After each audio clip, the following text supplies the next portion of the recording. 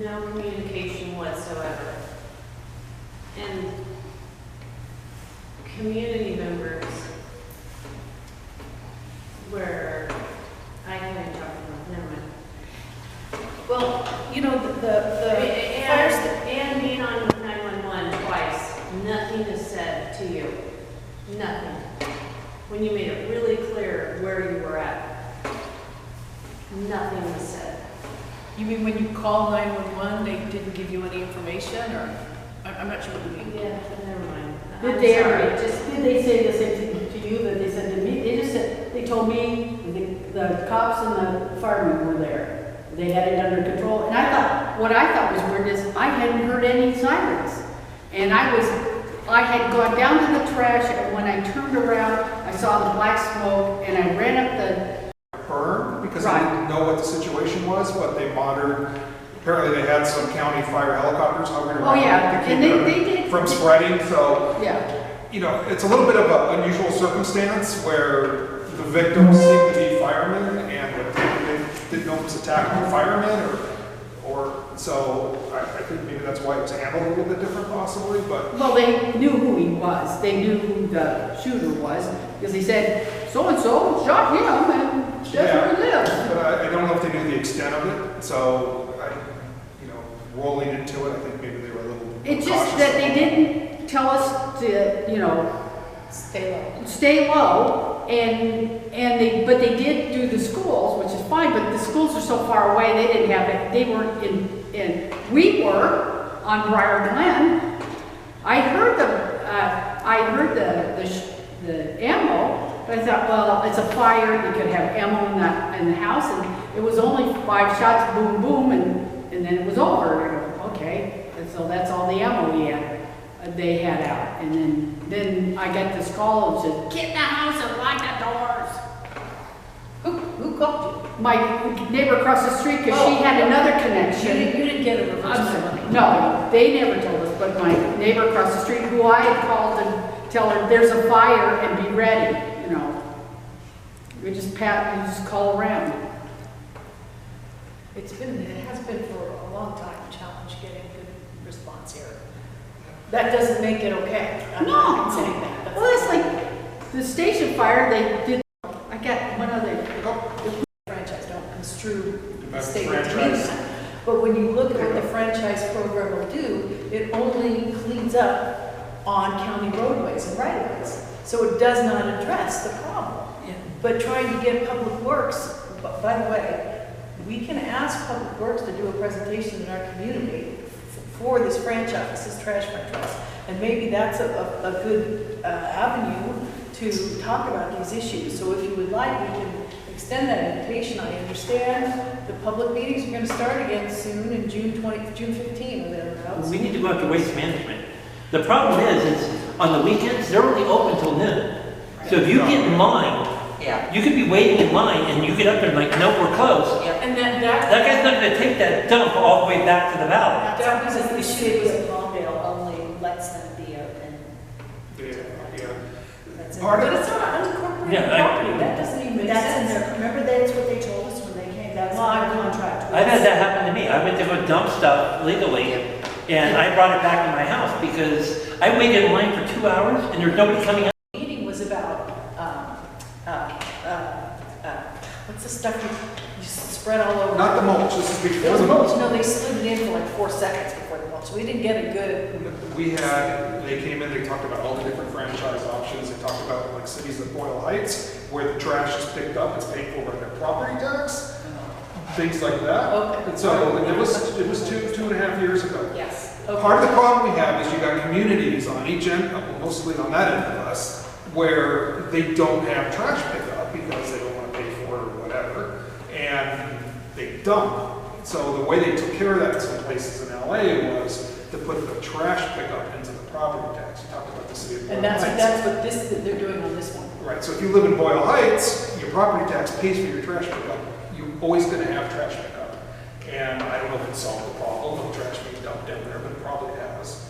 So it's not so much our community that needs a franchise deal, it is the neighboring communities that need it. And this franchise deal would be for all LA County. unincorporated, all unincorporated Antelope Valley area, that's my Okay. understanding. So if it would But that- include, I think if it would it's include districts, Little Rock, Lake LA, all the other areas, Yes. then it could be, it could work. That's my understanding, and it's district-based, Okay. but they're pushing it as a, they keep saying, oh, what the good part of this is it's going to be, we can use it to clean up sites where dumping is occurring. When you look at the fine print, it's only on county-owned or county right-of-way sites where they can do that, not go. Well, it's a private property issue. And people will still, even if you had to pay for trash, the big items that you'd have to pay extra, they're gonna come out and still dump them out here. Well, most franchise agreements deal with, 2 pickups of Right, bulk a which year is and all still- that. And they do have that, And they do have that, so that's available. So or they will. they will have things like that. So if people can get their trash picked up and not have to pay for it monthly, then maybe that would benefit everybody. But are you guys finding like, stuff that gardeners dump off the back of the? Yeah, we're finding, like I said, I have two Yeah, times. like some of the stuff, the trash pack wouldn't, like the oil, I've seen oil Most dump. of it is, like, June 3rd, whatever day that was, it got killed, Oh. defeated in committee, thank goodness. Really? Wow. Yep, here is from the California Solar and Storage Association, AB 1139, the utility profit, it was a terrible, it wasn't put out. It was. Officially died today when the author, Lorena Gonzalez, from San Diego, failed to garner the votes needed for passage, moving it to the inactive file. So when we put this on the agenda, we thought it was moving forward, because it had some momentum. So we were gonna look to everyone to help us defeat it, but it was all backed by Edison, favorite, and PG&E. So good news on that, so we don't have to, it might come back, so we have to keep our, A bill that actually didn't make it all the way through with the rubber stamp.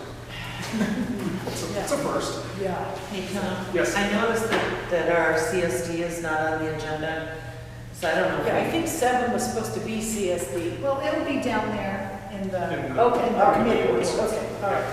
Because we have 2 proposed decision issues, and that was some All steps. right, we're going to move the number 5 filming, and I asked her and I put this on the agenda. There's Via Clarita, if you guys know where that is, Via Clarita Street Yes. is on Yep. the north side of Sierra Highway.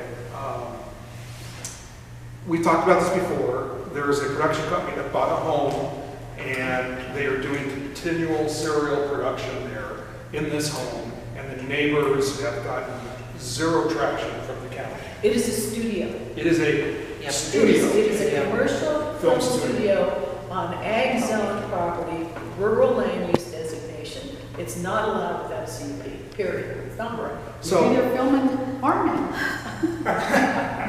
no, they've turned, the crews they trespass, they park their trucks over on other people's private property. It's a big mess, and there's no use. Film permits, when you have a film permit, an ad hoc permit, it's supposed to be, because it's not a permitted use, you're gonna get a permit to do it. It's a one-time thing. It's a temporary permit. It is a special permit for a special use for a special time.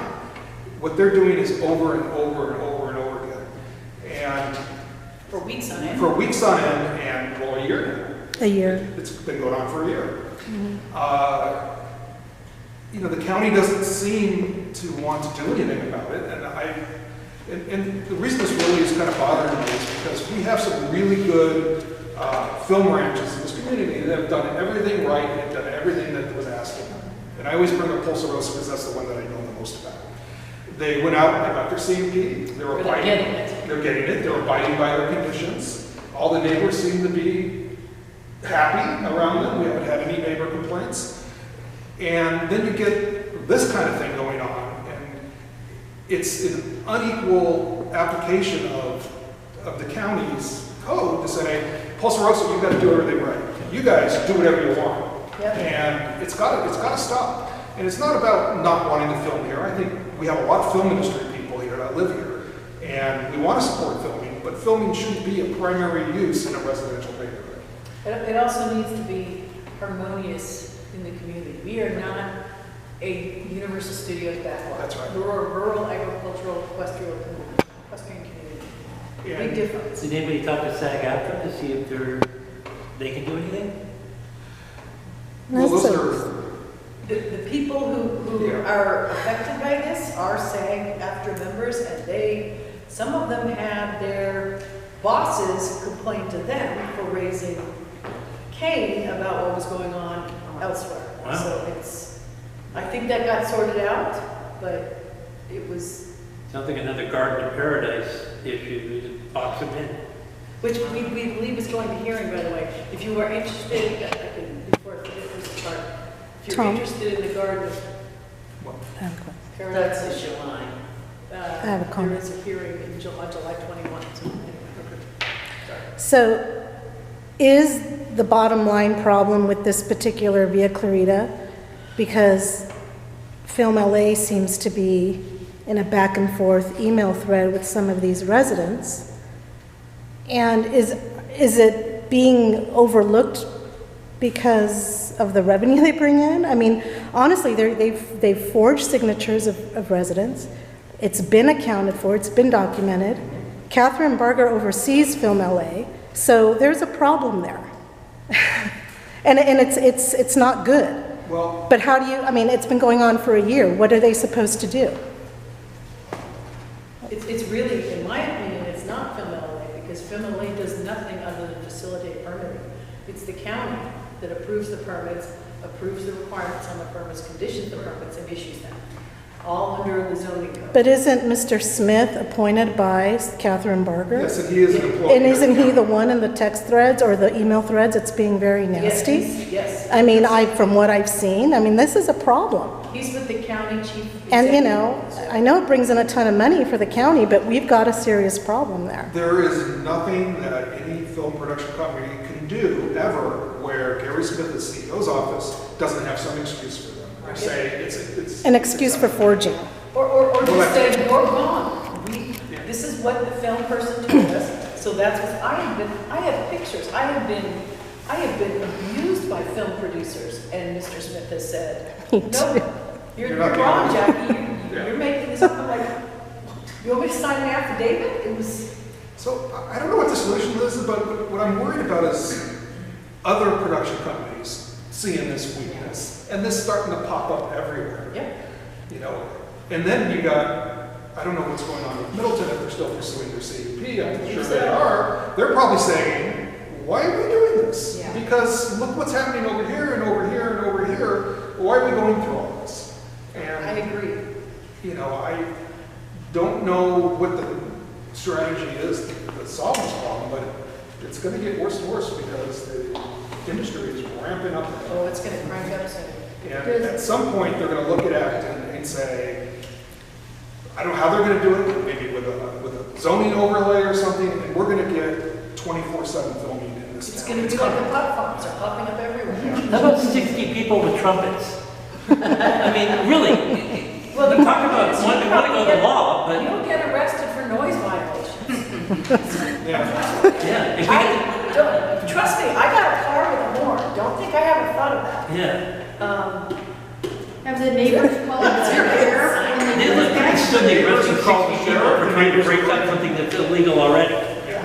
The neighbors have called the sheriff, they've written letters, they've written emails, they, you know, the notices of filming have had their names forged upon them, just all kinds of The things. county just keeps issuing. And they just keep issuing. And this is not this is not a home that somebody lives in. This is an actual production company where all their equipment is stored all the time, where they have studios inside with green screens and they have the whole, probably editing, everything else going on there. So it is activity done every day. And trucks all along And the trucks street. parked all over and, you know, the neighbors are there at their wits' end. Which are not actually under the Acton film standards. These are the county film standards. This isn't our film standards. These are film standards the county's developed. You're not allowed to do any of that stuff, yet the county keeps approving them. Yeah. I don't know what the solution is. other than a lawsuit. I already have too many lawsuits going on right now. Well, and then it's a standing issue, and that standing is with affected neighbors. Or an organization they could form. I can't imagine living across the street from that, just No, I seeing can't what's either. going on, I would be furious. Yeah. It's nonstop. But they're afraid of retaliation. So Yeah, there the again, neighbors are afraid of is the retaliation. county on the side of the community? Or is the county on the, that's a problem. Well, it's interesting because film is sort of an industrial type use, and it says very clearly in the AV area plan that those type of uses, non-residential uses within our community, have to be consistent with and not degrade our profile, our lifestyle. And it says very clearly that the hierarchy of who wins, an industrial commercial use in a residential area or the existing uses win. In how these issues are supposed to be factored and weighed and considered when permits are issued. And we have brought that to Mr. Smith's attention many times and cited the AV area plan. And he's like, well, the county has an obligation to support and I'm paraphrasing, this is basically what he said, the county's obligation is to support the film industry. That's a really important commercial program to our county, to our county. And it's like, we've been portrayed as a community or as a body that opposes filming because of that. And nothing could be further from the truth. We can't say anything to the county without having to be spun back. And then the film, if you saw what happened at that March meeting 2 years ago that the county put together, where we had like producers and film production companies, one gentleman just took it out on a little 10-year-old girl and told her that she needed to grow up because her horse bucked her off, or she just gotten off her horse. And then an explosion happened somewhere and the horse just started bucking, and she was just grateful that she wasn't on the horse at the time. And it's all on video. I think you still guys have it posted. And he just laid into her. And we were just so vilified at that in so many meetings. And it's a situation that the county has no intention to resolve and likes it because it drives a wedge between us and the community that we live in, I think. And it's intractable. I have not figured out how to solve it. But So it's- what are they filming? Do they have a regular show that they? Yes, it's a TV it's called, show. what's it called? Family Business. Yeah, it's an episodic TV show. Oh, on one of the local channels, or is it a cable? It's probably cable. Well, It no, doesn't really it's something to protest, Yeah. I Go don't know. watch the show. It's something, the film permits all are called family business, but oftentimes film permits, the name on it isn't what the movie actually is. Correct, So yeah. I could be wrong, but the film permits show something called family business. I don't know what that is. I've not seen it. So but it's not porn. No. Well, I don't know. I assume, Because if it was porn, then you could get rid of them. no, it's a Well, legitimate. let's not be too hasty here. We could say it's porn, and maybe then the cops will come and take them away. It's obviously It's a not- legitimate production with legitimate. It's not insurance porn. and all that kind of stuff because they are getting good. Yeah, I mean, they are being licensed and permitted, not licensed, that's the wrong word. Permitted, they're following the process, so I can't conceive. But if they're blind with the name, Well, yeah, and I don't know the show, so I can't answer that question. It's on BET. So what do you want to make a motion on something, or what? We can't, we don't have more. Yeah, we do, yeah, No. it's on, What? okay. Don't we have a motion? Oh, I guess. oh, jeez. Well, this is Tom's issue, so I want to. Yeah. I mean, it's our issue. It's everybody's issue. and I'm sorry, I didn't, that's I not what I meant. was kind of hoping we had a few more people today that kind of get a little bit of feedback on what other people are thinking about what's going on here. Because it's got to, for this to change, and if this is what people want, maybe everybody wants to be living in a film community because they can get autographs, I don't know. But if we want this to stop, it has to be more than the town council asking for this to Right, stop. so we need to do like a petition drive We or, need something that involves more people to come and say, you know what, we need some, we were doing really well with the standards when we were Yeah. working on the standards, and it just stopped. Like instantaneously, somebody decided, you know what, we can do whatever we want no matter what. And it just stopped. There was also talk about those standards being put into a ordinance, yep. and that has stopped as well. And there's supposed Although to be a at the last countywide meeting, ordinance. Mark or somebody said, no, they're still working on the film ordinance. We haven't seen a draft. No, that's not, no. They say they're working, but that could mean anything. No, I agree.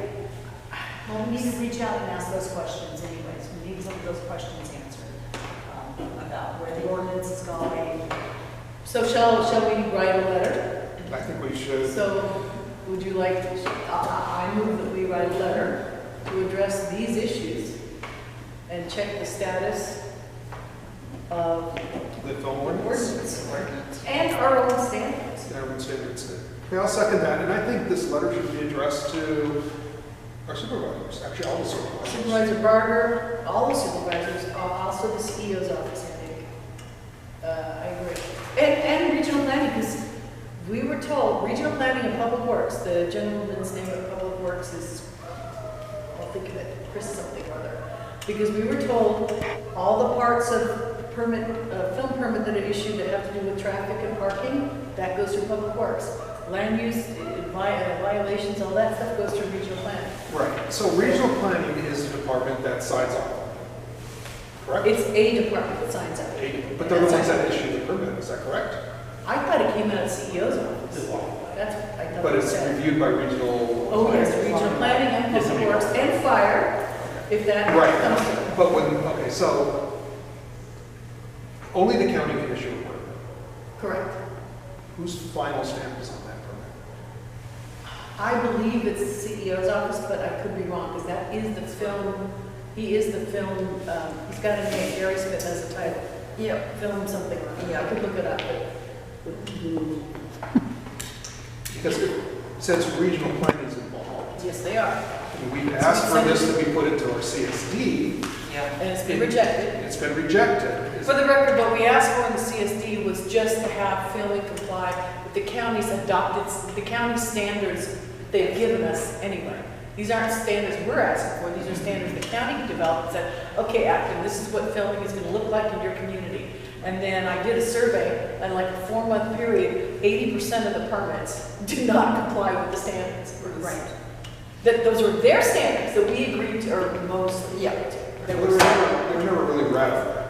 Nope. I'm surprised that they're here to take it, to be honest with you. Okay, so I said, Jackie made a motion that we write a letter to discuss our issues, should I say our issues with filming, and ask the status of the film ordinance. Yep. Yeah. And I would say Okay, primarily. so Gary Smith is the LA County Film and Digital Media Liaison for the County of Los Angeles. Give you a long. Because one of the things we asked for was a set of, Yeah, it goes around the back. we asked that if you're gonna film in a location with a permit, you can do it X amount of days out of the year, X amount of days in sequential days. And once you hit that number, you have to move on to a different property. And it was very generous. And it was very It generous. was like, So that way, nobody loses the opportunity to make a few bucks by having a film in their backyard, you know. but It's the not use gonna cut is so anybody out. constant that it actually becomes But a it de doesn't turn- facto. The film facto studio. film studio. Yeah. Well, that's what Bloom Ranch is. They've been filming, they We filmed. had complaints about that. They had in a some month period, they had like, in a Yeah. 2 or 3 month period, they had like 30 days or 40 days. Yeah, Yeah. they did Mayans, and then they did Perry Mason, and then they did Mayans again. Well, see, that's kind of how Pulsarosa, my understanding, there are Right. people in this audience who know Yeah. more about it than I do, they can speak up if they like, but they had existing film, they've been an existing film ranch forever. Yeah. But under the county code, you cannot have structures used for film purposes that aren't primarily either agricultural or residential. That's because of our zoning. So Pulsarosa most of their structures were used for film purposes. So therefore, the county, and same is true of Middleton Ranch, obviously. The county said, well, you have, this is an ag zone property, rural land use, you need to get a CUP for a film studio here, because this is a film studio, it's not a residence anymore, it's really a defect, it's essentially. And so they're going through that process, and there've been a lot of bumps, you know, with the whole process of getting the CUP. Middleton Ranch mainly, but a little bit Pulsarosa, trying to, they had their concerns, we had our concerns, the community had their concerns, but I think we're rolling along now in pretty good. Right. So what is it, does Blum Ranch have one? No, Not that I'm aware of. the Blum Ranch use for filming, a lot of filming, has sort of happened kind of contemporaneously with this Via Clarita thing. They all started happening together. And so that's why we're concerned that it might happen in more and more places if we don't start addressing it.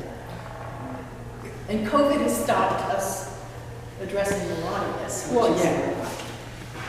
And I think the community around the Bloom Ranch, you know, is probably not very effective for most things, but if they had a CUP, at least the community have a chance to weigh in on what they thought was acceptable in their neighborhood. We've only received a couple of complaints about all the filming at Bloom Ranch. That's why it's The not. thing is, it's spread out. Yes. We only know it because we drive when we're leaving.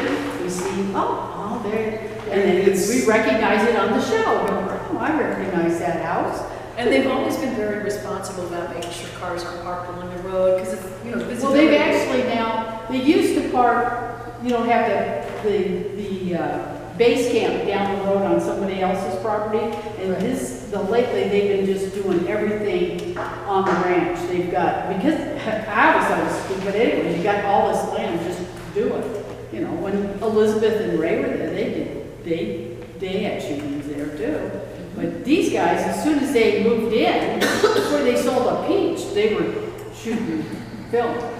Well, and I think, again, I think people like Pulsarosa and Middleton are going through this process, you know, would ask, why are we doing it when other people are not? It's not Yeah, fair. it's kind of not fair to those guys It's kinda who not have fair. been here forever, and these guys. And I think as a community, we have to say, fairness isn't the issue. It's these activities have to fit in our community. And so, and Via Clarita, Does the not. stuff that's going on there is just not. You know, They need to be consistent. but they do need to be consistent. If they want people to follow the rules, I agree. they need to apply them evenly. I agree, but I have found that it's not a particularly persuasive argument to get an agency to do something just because they made somebody else do it.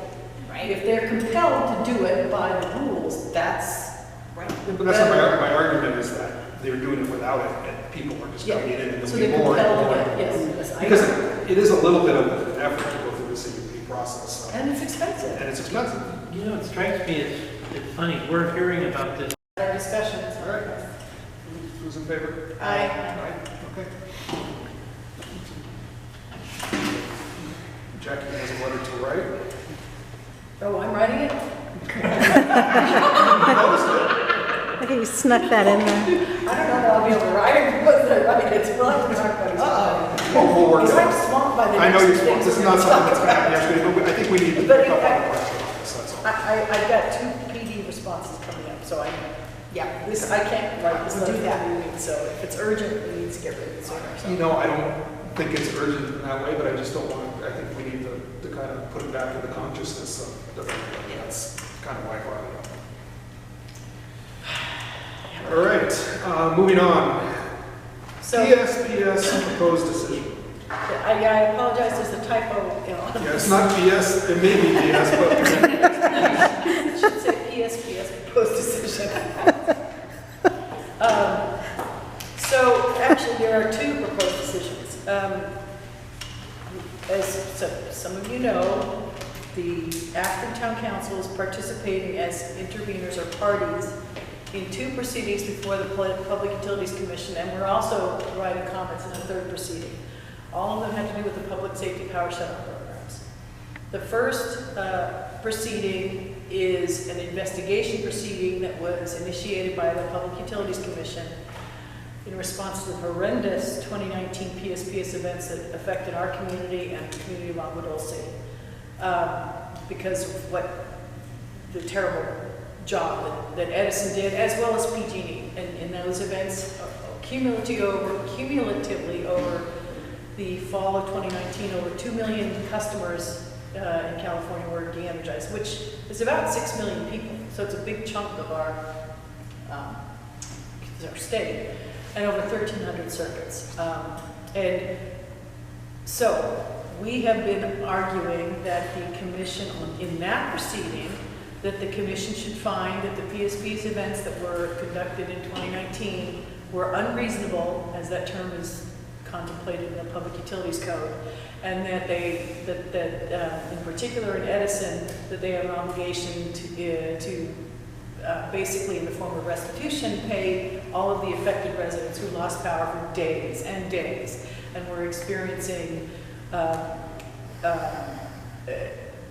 they didn't get critical evacuation orders in the middle of the night from the tick fire. The tick fire was caused by a resident who was just trying to cope with not having power for 3 days. So Edison's PSPS events directly and indirectly caused wildfires.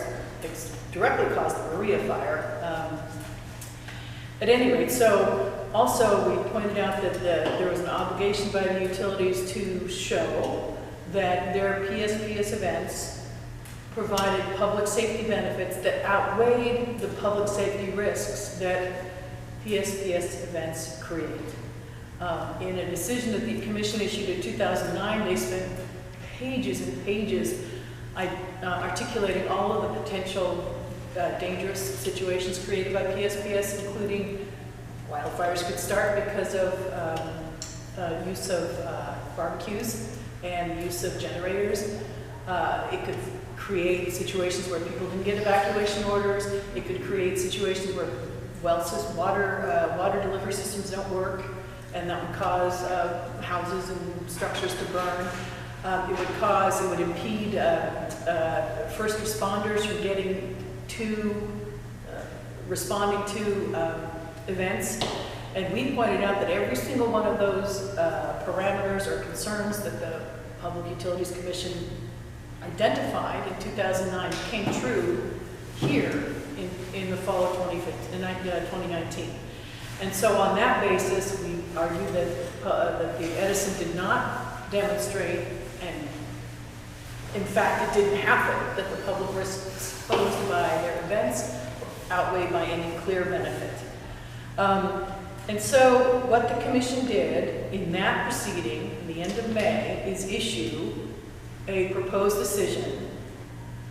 Oh, back up. We also argued that the commission needs to do what are called reasonableness reviews, which takes a look at the decision to de-energize and were the reasons that the utility relied upon to initiate de-energization, were they reasonable? And that term is a specific term in law within the Public Utilities Code. Because all utilities, since they've got guaranteed customers, right, we're captured customers from them, they have an obligation to provide a service that is both reliable and safe. Those two parameters are given equal weight. You cannot sacrifice reliability for safety and vice versa. So you have to maintain your equipment in a way that provides reliable service and only cut power when that equipment is going to cause a fire.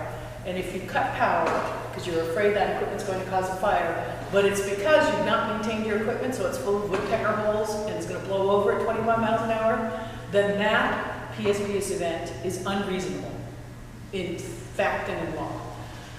While the de-energization event might have been an appropriate thing to do, because if the thing does blow over, it would start a fire, the commission has an obligation to find that the event itself, while warranted, was unreasonable, and therefore the utility is subject to fines and penalties. So that is what we argued. And then the proposed decision came out and says, yep, they didn't weigh the risks. They didn't weigh public safety risks, and we find that they weren't outweighed, so they agreed to that. but the Public Utilities Commission said, we are not going to do a reasonableness review. They didn't say why, they just said they're not. So we're pretty upset about that. And then, so that's one decision that came out. We submitted comments and reply comments. A new revised version of that just came out on Monday, last Monday. And it still is problematic. So I'm preparing comments on that, those are due in a week and a half. The other proceeding is a proceeding that's a broad proceeding that addresses what guidelines the commission, the utilities have to follow when they do a PSPS event. That proposed decision came out last week, and it was, or on the June 3rd, yeah, I think it was last week. And that, in that decision, the commission announced that they are disinclined to do reasonableness reviews, which under the Public Utilities Code, they have a statutory obligation to do them. So it's like, it's so horrible what they're doing by taking out they're saying, we're disinclined to do reasonableness reviews, and we're never going to do them again in any future PSPS events. We're only going to look at if the utilities notify people properly that they're going to get power's going to be cut, and if the utilities reports are complete. So they're never going to look at whether a utility made the right decision in terms of, did they fail to maintain their equipment, and is that why they cut power? In which case, clearly, that's a violation of so many provisions in the Public Utilities Code, I can't even. And that's exactly the situation here, and in Ogden and elsewhere. So my mind was completely blown when I saw this decision, and it's horrifying. So the proposed decision, the response, our response, I sent out to you guys draft on Saturday. It's due, I have to file it on Thursday. Okay. So, and then we'll distribute it to the papers. But it's horrible. And there are ways for the public to comment in this proceeding. You can click a button and provide public comment directly on it. And if people here are inclined to do so, I would urge them to comment on the fact that reasonableness reviews have to be done. There's a statutory obligation to do these reviews, and to find that that the utilities acted unreasonably and didn't provide reliable service when they cut power just because they failed to maintain their equipment. I don't know if that pachinko ball description makes sense, but I'm still upset about it. So, if this decision stands, then what's our recourse then? Because we're never going to look at another one. Yep. So we'll never look at any more data that says Edison did not do what they were supposed to do or said they were going to do. Or PG&E. Or PG&E, I'm thinking just for us. I mean, I can't be responsible for the rest of the state, but what is the next, is there any other recourse? Well, on the decision for the 2019 investigation, if they close the investigation without doing the reasonableness reviews, they've not discharged their statutory obligation of the Public Utilities Code. So filing a complaint, and then I think what you do actually I have to do research, but I think when you dispute a Public Utilities Commission decision and you request a rehearing, and after that's been just addressed, then you have to bring the complaint directly to the California Supreme Court, I believe, because it's a state agency. So that's a recourse. And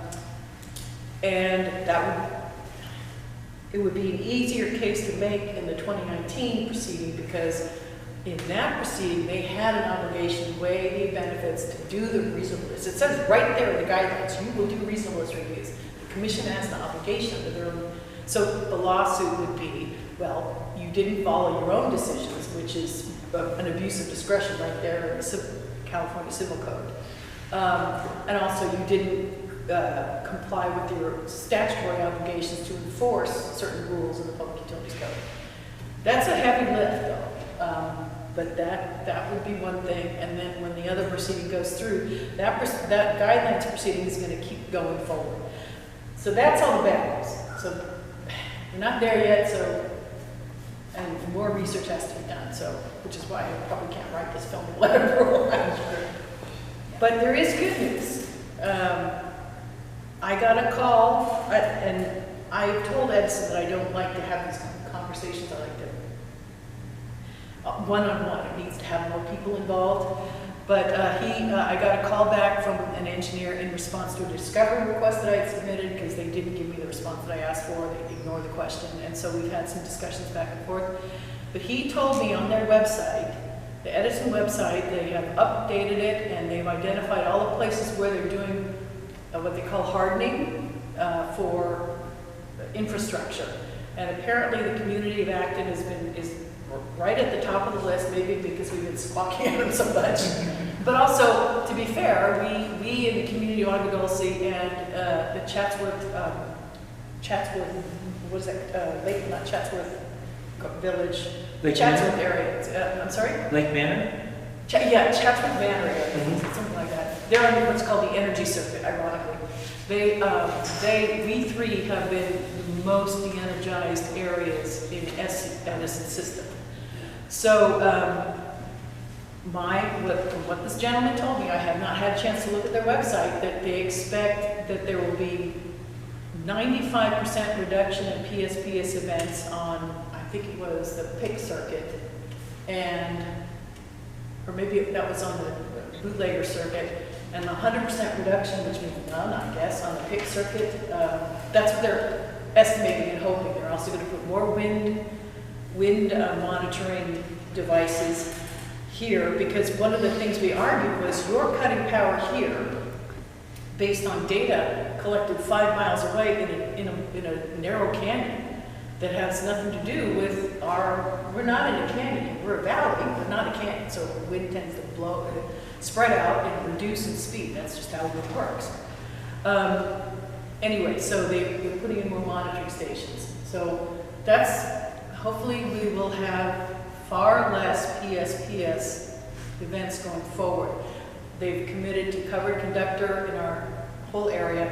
What I'll do is when I get a chance, I'll try to find the link on the Edison website, and then one of you guys can post it on our website, so it's easy to see just if that would work. So this 95 and 100% number is end of 2021? Yes, they have committed to finishing the work largely by September 1 of this year. Edison's already done its first PSPS event for this year, though, so that doesn't mean that it's going to get done before PSPS, because PSPS for the upcoming fire season has already started. I'm not saying that's right or wrong, I'm just saying they've done it. So, and they have been known to cut power, not because of blackout reasons like we had last August, but because of PSPS in the summer. But my understanding is that they are on track and they are committed to getting our area addressed by, I believe it's September 1, but all of it's on that website. So I have to find the website to confirm that's true, but that's my understanding. So we may be past this. What's that? Sure seems like Maybe. Be nice. Well, I didn't mind it when they were putting in new wires. It was like, okay. yeah, it's all covered conductor, so but the problem, here's the problem though. They had 500 deficient structural elements on just 2 of the 3 circuits at Acton, more than 500. So I'm glad that it's going to get fixed, but how long until it isn't up to standards anymore, you know? They have an obligation to do a very aggressive monitoring program. They have 330,000 poles in high fire hazard areas, but they can inspect 100,000 a year, so it's not, actually they've inspected 142,000 in a year in their general rate case, that's what they said in 2018. But, so they shouldn't have any problem with it, but if that's true, then, and they did all this inspection actually in 2015, why do we still have these what they're called high P2 problems here that are driving PSPS decisions? So, I don't know.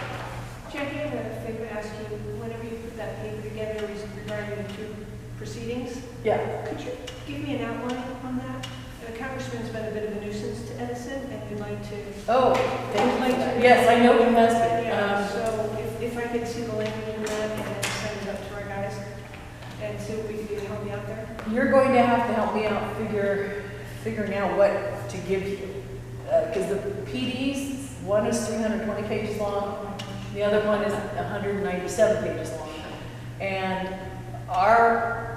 the length of our response is limited to 15 pages in both. So I can try to give you a thumbnail of PDs, or I can give you our comments that we've written, which are only 15 pages. It has to be 1.5 space, so it's not even single space. I wish I could do single space. So I wrote a brief bullet points on it, and that's what I would need, and maybe a reference as to where our legislative directors can go look. Okay. That would be helpful, so that way I can give you sort of an outline, and then they know where to go, and then the congressman can formulate a letter. Okay. Or sign on board. Okay. But they want to do their background before they do that. Sure. Also, if it would be useful, I mean, to have, I can send it to you and then maybe have a spitball session to sort of Sounds make sure nice. you understand it. And We often do spitballs in Washington. well, I think a discussion session. I don't know. It's COVID friendly. Okay. So, awesome. All right, yeah, so that would help, because I did write notes, but I want to make sure I pass on the best information. There are over 300 names on the service list in both the proceedings. And our Acton is the only party that has actually looked at specifically circuit level data. And it's because of that that we have complete confidence that Edison has been de-energizing because they haven't been maintaining their equipment. We have discovery requests saying, yeah, we cut power on the shovel because we thought that their equipment would have suffer structural deficiencies at wind speeds over 25 miles an hour. So, nobody's making that argument because nobody's looking at the data. So what we're saying is a little bit different from what other parties are saying, which is we're making high level arguments, but we're also going, hey, we can prove it. Right. And so, Now, when you said the residents on the first proceeding looking for restitution, did you give an outline of what that looks like? What is restitution? we have asked the commission, because the commission has the jurisdiction and the ability to, they have actually an obligation when they find a violation of the section 451 or 3992 of the Public Utilities Code to take action. And that action is usually in the form of restitution, fines, and penalties. So we have told the commission that every resident customer who was lost power received, first we started with $500 for every 24-hour time interval or fraction thereof that they were lost power during the 2019 PSP as event. And then we learned that the commission recently decided in a decision, separate decision, another proceeding, that $500 is not enough to deter future violations. And they upped it to $1,000. So now we are asking for $1,000. And I don't think that's unreasonable, frankly, because the HE double hockey sticks that people went through in 2019 was horrible. And we couldn't get any. We had meetings in Agua Dulce and in Acton with Edison, and hundreds of residents told, heartbreaking stories. And then when Edison reported it to the commission, they said they had received no complaints. No, I'm not making it up. And it's like, so in one of our briefs, I said, I cited the AADUs, so keep those videos up, because they're in my briefs. Go there and look, timestamp 1.3, anyway, so that's what we are asking for on the 2019. The other proceeding, the guidelines proceeding, isn't really an investigation wherein they would do something. It's just, it's a proceeding for establishing new guidelines. Okay. And the mind-blowing thing about this guide, and in some ways it's worse than what they did on the 2019, is because they're ripping out, and permanently avoiding doing these reasonableness reviews going forward. So, which is, they're walking away from their statutory obligation, and they're an enforcement agency, first and foremost, you know?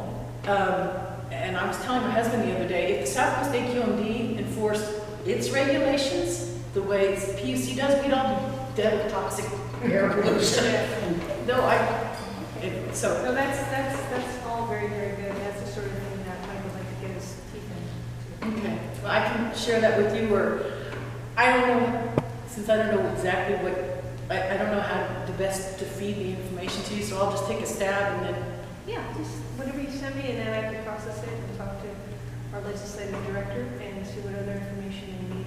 The big thing is the congressman would want to see the language and where they violated their agreement. Okay. To be able to support that. Sure. Because then he has something to actually go back and say.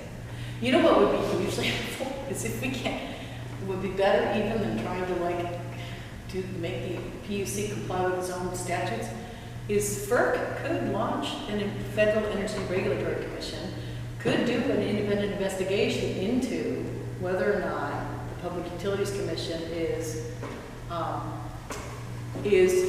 discharging its duty under the, well, I don't know what I deal with the FERC on licensing proceedings for dams and stuff, so I don't know everything, but I know they've done that in Texas. I think it's definitely put it on there, and because the congressman, in his own language, has said, we're not Venezuela. We're America. We should not live in these conditions. And this is from the get-go, as long as he's been in office, so. Well, he might be interested in the fact that I heard the other day that now Oregon and Washington are thinking about starting their own PSPS programs to de-energize them. So it's something, it's like a wildfire spreading across the country, which is terrible. So, okay, so. And again, just give me an overview, that'd be great, and any reference. That's what the legislative. To the Public Utilities Code, Yeah, right? and to the code, exactly. Yes. Because that's where they're going to go back and look at it, and then they'll go throughout and look at specifically looking at the discrepancies and where they violated their agreement. Okay, so so I think I'll send you just our comments, 15 pages on, because I stepped through all of the obligations they have and cite the codes and what it says and why they're not doing it, so that would be good. Obviously, Jackie's done a tremendous amount of work. I'm overwhelmed listening to her. I really am. And it's just all that she does. And I know this is one of many things that she covers, so.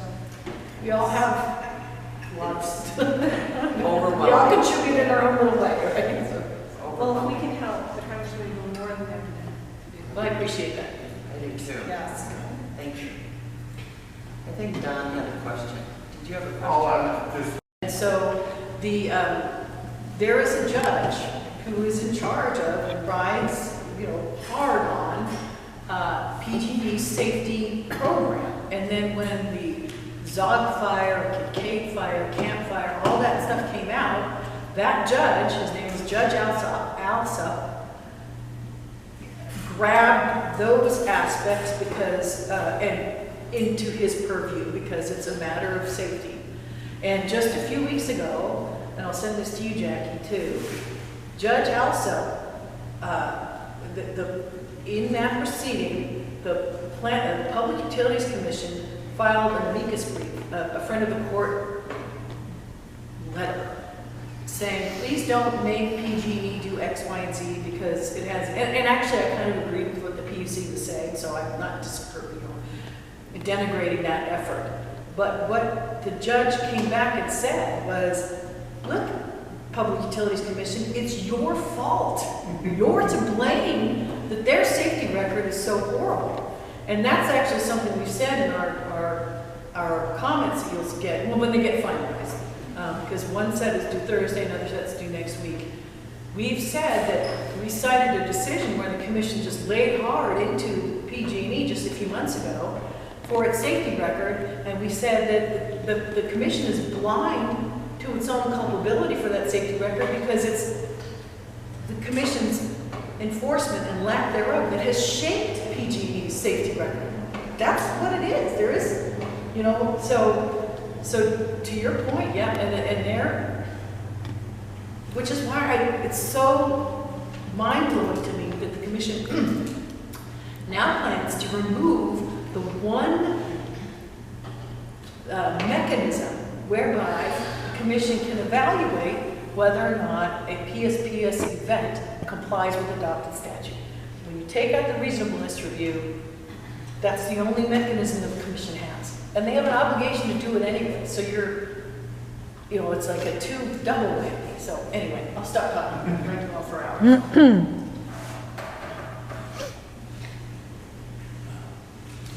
Number 7 was Jay. No, I think it might have been the second proposed decision. Okay. But I'm All not right, so 6 and 7 were tied together. Yes. Okay, WASC update. I noticed that we've had a few emails back and forth from tree people. Yes, so, okay, so if you remember at the last meeting, we talked about the monitoring program that there was a proposal to conduct some sampling and monitoring in the river to address biological coliform bacteria contamination, so on and so forth. And previously, this has been going on now for 2 years. It's come twice to the WASC. If everybody knows what that is, that's the Santa Clara River Watershed Area Steering Committee. And last year, they proposed the WASC approved the monitoring program over our objection. They agreed to put a caveat in there saying that they wouldn't monitor without the community's consent, but since the application and the applicant didn't put those words in their proposal, it didn't mean anything anyway. So now they've come back with another proposal, and they didn't put that language in there. And in the year that's passed since the first time the proposal got kicked back, they've never reached out to us, they've never talked to us. And they want to do the same basically the same program again. And so the meeting to determine whether or not it was going to be approved was on Thursday. And at the last town council meeting, we talked about what was going to happen. And our representative on the WASC well, supposedly everybody on the WASC is supposed to represent us, but we have Mary Johnson, who's on the Agua Dulce Town Council, and she's great. She did a great job on this, and I spoke at the meeting and explained the situation. And the good news is that it looked like it was going to be approved, and then at the very last second, Hunt Raleigh, who's the man who made the motion to approve it, he said, well, I approve it, it's only $15,000, let's just approve it, and then when the next round of funding comes up, then we can put the conditions in that we're asking, that the Agua Dulce enacted are asking for, which I appreciate. And then the county, that's when the county finally said, well, we can't really do that. You approve it, it's going to be approved as it's written. And so what you want to do, you can't do, even though we think you can, but you really can't. I mean, it was, anyway, so then he goes, well, I'm going to amend my motion and not approve this. And so it was great. It was, you could have knocked me over with a feather. Thursday morning was a good morning for me. So that program did not go through. But I think it's a good idea for our community and potentially to collaborate with the community of Agua Dulce to write an actual formal letter to the WASC and perhaps to the individual board of supervisors saying we see the value of this program, because there was a lab portion of it where they were going to try to come up with a new way to monitor this harmful bacteria that doesn't involve E. coli, because you're more often over-predictive than accurate. When Well, you it was use about E. coli. identifying the source. Yeah, but it was also, they want to do a new lab method. They want to do some DNA type. Right, to know if it was Which- human DNA. or Yeah, animal exactly, DNA, which The we- source of the bacteria. Exactly. So we supported that. We just were concerned, and I explained this. Diane Hellriegel said, look, I don't agree with what Jackie's saying and Mary's saying. I think that this program should go all the way up to Acton on Dulce, because I saw the other day an RV literally dumping its sewage waste right there near the riverbed, up there near on Wilsey. So I think we need to capture all those sources. And so when it was finally my comment to speak, and they let me speak last in the public comment period, I said to Ms. Helbert's point, the problem is that the monitoring and more importantly modeling that they're going to be doing under this program cannot tell the difference between that RV that she observed dumping raw sewage and a house that's on 5 acres and 3 miles from the river. It's all going to get tagged, and everybody's septic is going, if they find something, it's going to have to be retrofit, even if they have no data showing that those are contributing factors, you know, that the house is. And their modeling cannot, it's impossible with the models they have today to make that determination. So they tell the model to allocate some responsibility to septics, even if it's 0.00001%, and it does. And like, oh, and then the regional water quality control board goes, look, your septics are contributing 8%, and so by law, they have to mitigate it. So it's.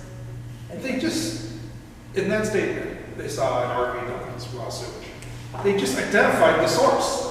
I mean, that they know now, if you think it's coming from here, well, now we know. It's illegal dumping. It's nothing to do with the horses and the livestock and the people that live here. But what about the 800 RV connections in the riverbed that are not sealed and that are subject to inundation and at a location that is permitted to have over 10,000 campers staying there? So, playing devil's advocate, if we were able to steer where the monitoring took place, you know, hey, let's go look at the campground. Hey, let's go look here. Let's look here. And to be able to truly identify, I mean, we kind of know where the problems are because of where the wells in town, which ones show contamination and which ones don't. It's a pretty good indicator of where the problems are. If this is going to come back, obviously, this last thing's not going away. It's not coming off the property tax. It's going to continue on until, was there sunset on this thing? No. No, so it's Not that I'm aware of. to the end of time, they're going to be coming back with this. So, I mean, it might be 30-year, it might have a 30-year time frame, but yes. However, the problem in my mind is not necessarily the monitoring, it's the modeling component. no, I understand. So that's where I would, and then also they added Regional Water Quality Control Board to the advisory committee who's going to develop the regulations as part, this whole thing was a whole package of like, find the source, figure out what it is, and then develop potential regulations. So at the meeting, we had a tree people 3 weeks ago. Yes. He asked a very legitimate question. How do you know? I think at some point, this community, and we're going to have to show we know because we've done this. So the next time one of these comes around, I think we need to take a good look at steering towards showing what the actual conditions are on the ground, pushing it in that direction. So until we can definitively say it's not a septic system from a single-family residence, it's not because of a horse or a goat or a sheep. Right. We're going to keep fighting the same battle over and over and over. I agree. And that's the purpose of this letter, to show that intrinsically we support the goals and objectives of it. It just needs to be implemented in a way that we know proper sources are captured. Because we are comfortable, based on our well data, that we are not the problem. But the paradigm they've established guarantees that we will be tagged with the problem no matter what we do. So, I think if you looked in, we used to have. After the meeting, and I suggested, hey, I'm going to make this motion to write a letter to, so that we don't look like we're opposing it, because I don't want to look like that. And I thought it might be a good idea to see if the Arundel Town Council wants to work with us on it. So I know their meeting is on Wednesday. Is it Wednesday? Okay. So I don't know what you all think of that. Yeah. Absolutely. I won't be able to attend their meeting, but. All right, so should I make a motion or? Are their meetings still Zoom? They're still Zoom, Yeah. I believe they said they were going to go Zoom for quite a while. They like Well, this. because the women's club isn't, They have construction is lost it, still underway, and they don't seem to want to meet anywhere else, so. Okay. Their library is not open yet. So. Yeah, that's true. So I guess I move that we write a letter in support of the overall objectives of this program. And, but we want to see it directed properly. And that we reach out to Onward OC to see if they would be interested in a joint letter or a joint effort. Okay, I'll second that. Gotta go back and, I said, Well- I've got to write a letter in support of overall objectives of this program and how it's run. And we just want to make sure it's directed. I don't remember what I said. No, that's a problem. Well, I'm sorry. I'm not sure She we does. actually, Well, I know we support the overall Rewind the objective. tape. I guess I The could. overall objective was to create a computer model. That's one of Oh, those okay, yeah, objectives. you're right, so you're right. So, okay, a friendly amendment to my motion. Well, we understand the objectives, and we see value in them. I'm asking Tom if that would be, I'm not quite there yet, Kelly, sorry. Right, so our opposition has been based on the proposed methodology that they were going to use rather than And the monitoring, in yep, the monitoring. yep, Well, the way they're going to do the monitoring. yeah. If they get rid of the monitoring, I'll shut up. You can start the motion all the way over. I'm sorry. You want to start? Move that What if we just support the biological DNA side of the thing? Where they Okay. spend money to decide, to Find the marker. find the markers that tell what the source of contaminants are. Because apparently right now, they don't know if it's a raccoon or a person Right. or an alien. Yeah, well, They like, to just be know fair, I it's- also excoriated the project proponent saying, you know, in a year and a half, you've not come back to us. I mean, you know our concerns. And he said, well, I've committed, this is only to be urgent testing. I'm like, that's not what it says. You're saying those words, but that is not what your paper said. So I think maybe it's not just the DNA, but also we're willing to work with Mr. Watson to, on this program. Would that be too much? Sorry, Kelly, we're still trying to. Should we be starting our program? Should we actually asking that they do what we want? Which is what? Which is any kind, which is monitoring specific to problems that we, monitoring specific types of areas. We're never going to be able to say it's not a septic system unless we monitor around septic systems. Yeah.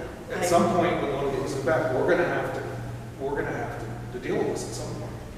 And maybe we shouldn't be supporting this thing. I Maybe we agree. should just wait for the next one to come back and battle.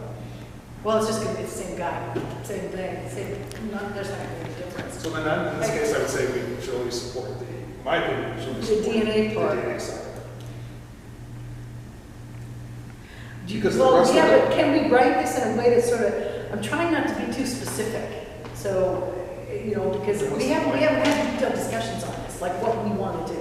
Yeah. So to get maybe like an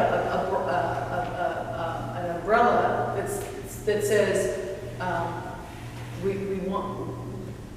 we're interested in establishing where this properly identifying the sources. How about that? Right, but why don't we do, because really what you want to do is work with Agua Dulce in writing the letter. So why don't we just write a motion to ask Agua Dulce if they would like to work with us on writing a letter To to address. address So we don't need to say what we're specific Okay. objectives. Yeah. I don't know what we're allowed, I mean, whether or not we're supposed to say what the letter's supposed to be about, or we just write a letter. Because we want to work with Agua Dulce on writing the letter. Okay, so, well, but what if Agua Dulce, whatever the motion is, if Agua Dulce says no, then we still need have to to. make another motion. Oh, that's what we're, Okay. I'm fine with that too. Yes, I do too. because I'm good with that too. if we, honestly, we're pretty much the only one who, us and Agua Dulce, who oppose this thing. Yeah, at the West. At the West, So, right. you know what, the Sierra Club gal also opposed it. She's- So basically, we're saying we opposed it, but we agree with it. It's just Yeah. going to drive me back at us, the same thing again. So I think if we're gonna work with Howard Olsen, it should be a letter to talk about how we properly identify, how important it is to properly identify sources, not to agree with this particular. Okay, all right, I'm good, That would be I'm my- good with that, okay. So here's the motion. Make a motion to write a letter, or to offer to coordinate with Agua Dulce, to write a letter.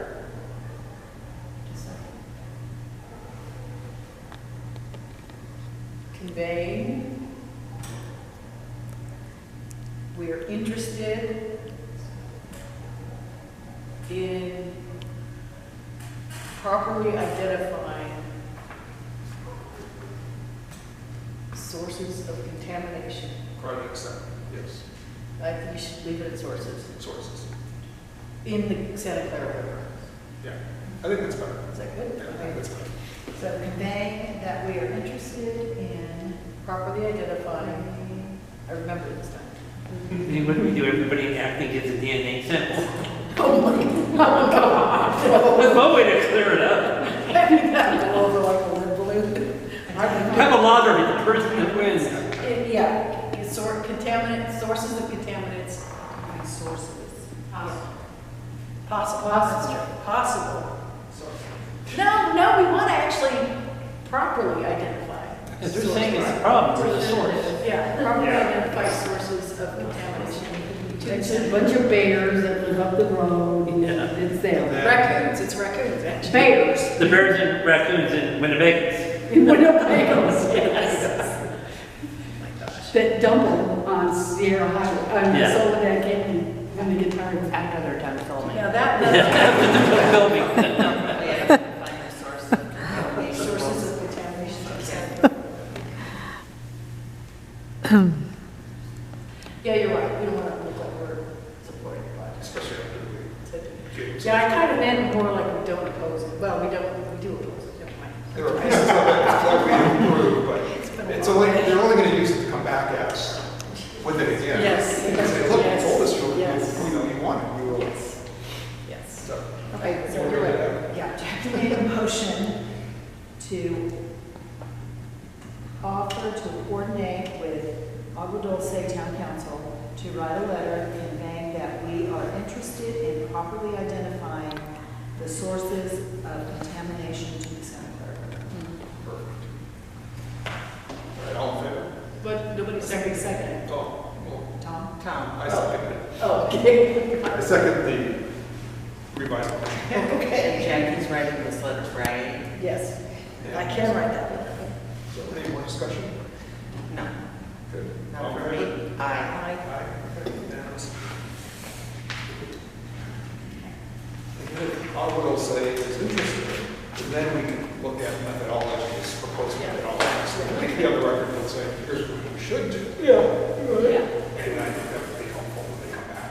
And we've got Mary Johnson over there. So, I'd like to say that I was really impressed with her grasp of what was going on the WASP when we met a few weeks ago. It was Yeah. really reassuring, so. yeah.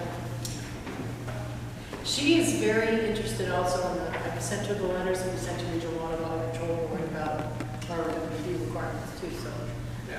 which is good. Okay, what do we got next? Announcements and correspondence.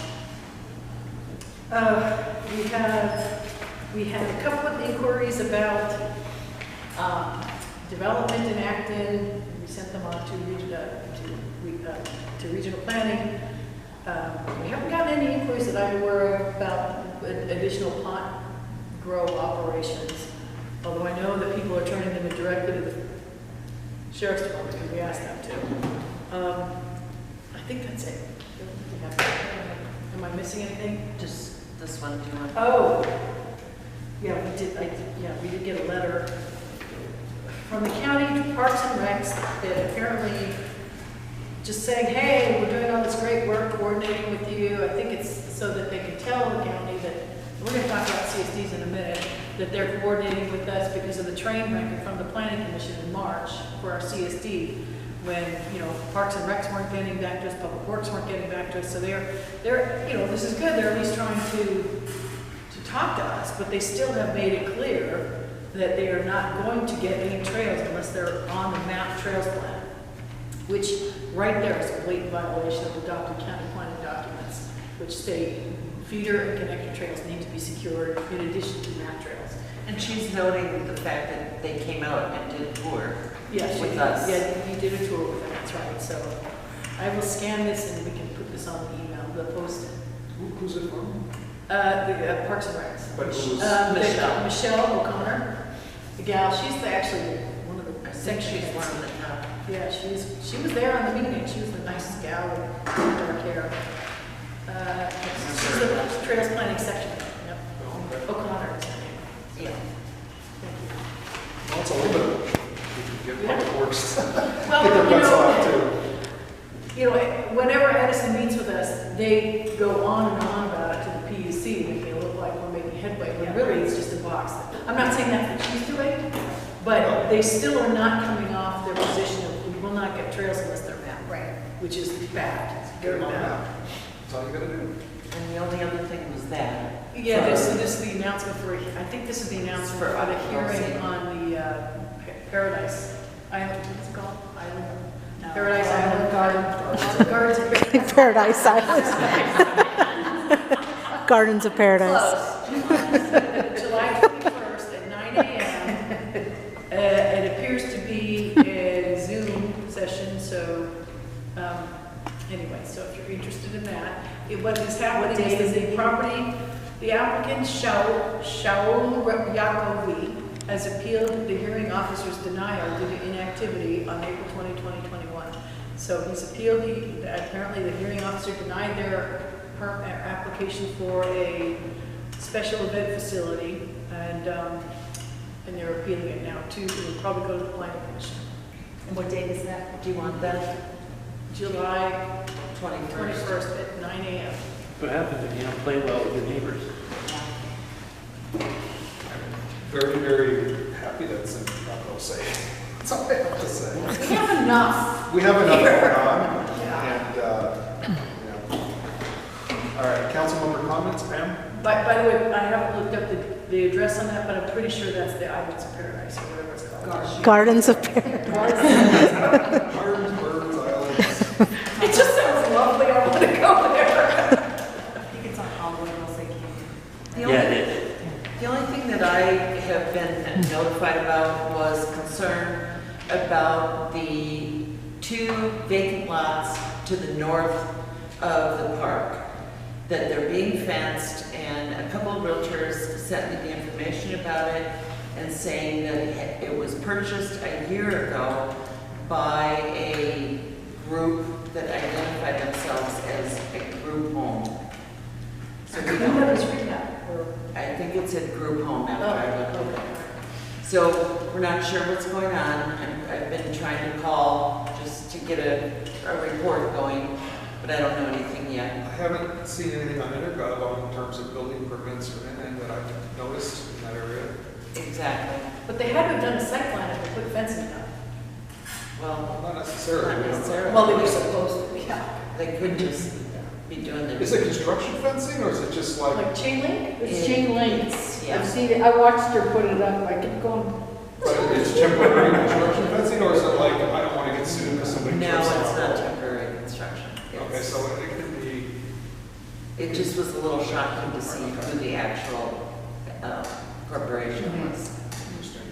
It's not a solid fence, though, right? No, it's not solid. no, it's chain link. But it's not a very big lot, is it? It's 2 You can have to put a lots. house on. You can have to put a house on. Yeah. Yeah. They could. With the park right next door. Oh, this should be. 2 lots. Yeah, I don't know how, I mean, you'd be limited, I don't think, you know, Megan's not over there, because there's a school right across the street, so Yeah. I don't know. When you say group home, are they talking about like a halfway house Well, we or don't know yet. sort of living facility? But it's generally, some kind of rehabilitation, Yeah. rehabilitation. But group homes, there's nothing, 6 or fewer, it's under state law, there's not. And the other thing is that a resident notified me and said that there's another trucking outfit that is parking trucks on the east end of town. I haven't been over there to check it out yet. Supposedly it was recently purchased also. Is it, well, there's some land out there that's zoned industrial, They still have to do a site plan, at least under the current CSD. And it's. But I don't think you've seen anything on the intergov on that either. So I'll check it out tomorrow. I'll drive over there. See what it is. So you're talking, what, Sierra Highway or? Sierra Highway and the 14. That's where we did the cleanup, that's where I got the big rig tires. Awesome. And apparently Maybe there's they want them back. Yeah, there's no tread on it, they're completely bald. several trucks there already supposedly. So I don't know anything other than that.